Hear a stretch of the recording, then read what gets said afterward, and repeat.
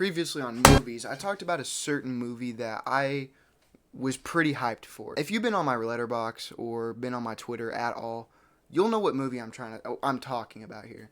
But if you haven't been on any of that, then I'm gonna just tell you this.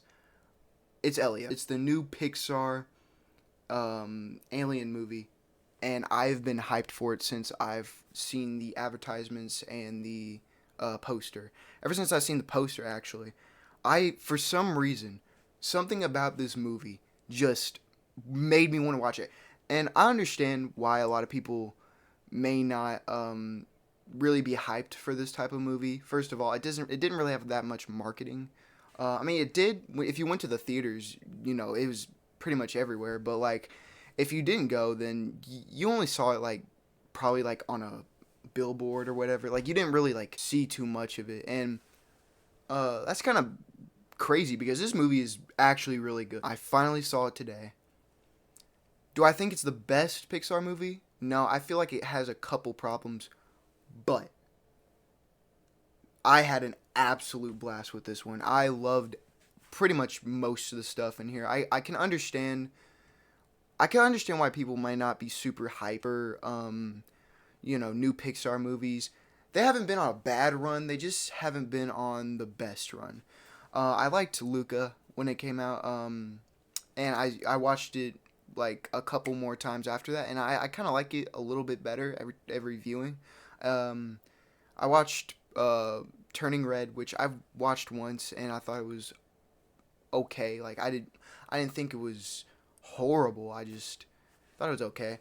And then I watched Elemental, which I forgot was even a Pixar movie until I remembered. Oh wait, yeah, this is a Pixar movie, and I thought it was honestly a little forgettable. I didn't really like it too much. I didn't think it was terrible, but yeah, this one I had a lot more fun with than honestly.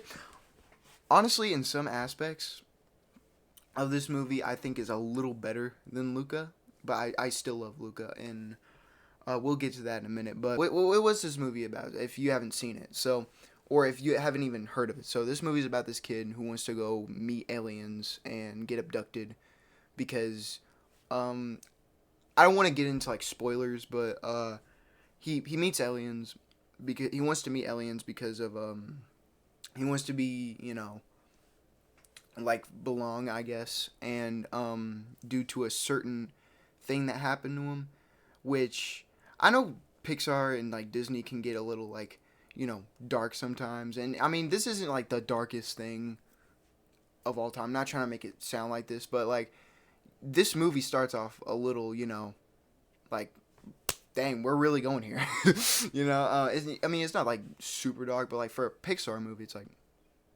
we're straight away, we're just going here. All right.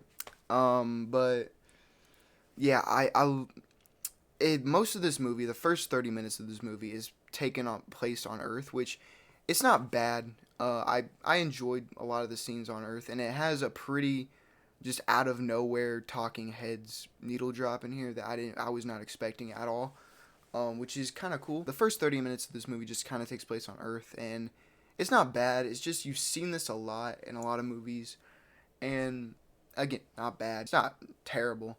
I think the character of Elio is pretty entertaining. He's pretty cool main protagonist of this movie.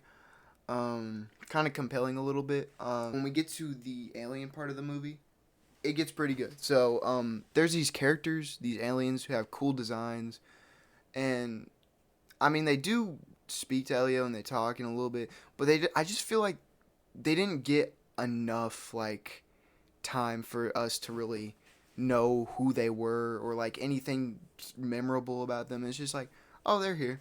They're pretty cool. They have cool designs, but like they don't really get much time to shine. And honestly, when he does go to this planet, it feels a little bit rushed, but it's still pretty cool. There's this villain in the movie who I did not know this until like when I was about to leave to go into the theater to watch this. But the villain in this movie is played by Robert Barone. That guy, Brad Garrett, this guy from Everybody Loves Raymond.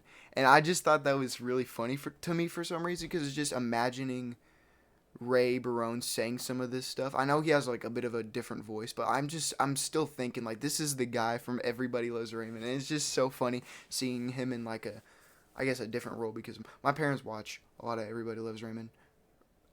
I don't know why. It's good, by the way. And there's this character. I think his name is Gordon. Yeah, Gordon.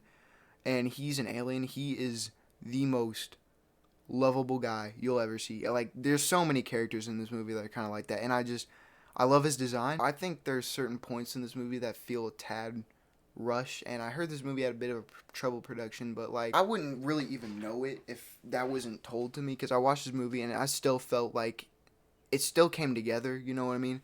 I felt the ending was a little rushed when they came back on the planet. But everything else about this movie, amazing. I love the villain of this movie. He's pretty funny. I love just like the montage of like Elio and Gordon just like hanging out on this Earth, on this like certain other planet.